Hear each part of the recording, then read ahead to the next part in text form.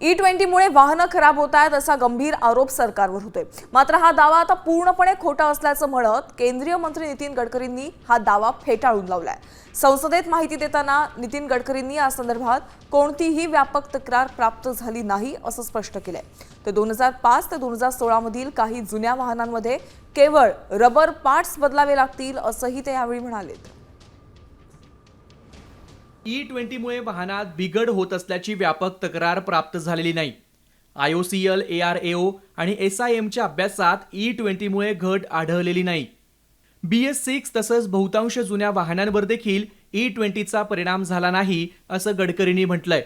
2005 ते 2016 दरम्यानच्या काही BS3 वाहनांमध्ये केवळ रबर पार्ट्स आणि गॅस्केट बदलण्याची गरज पडलीय।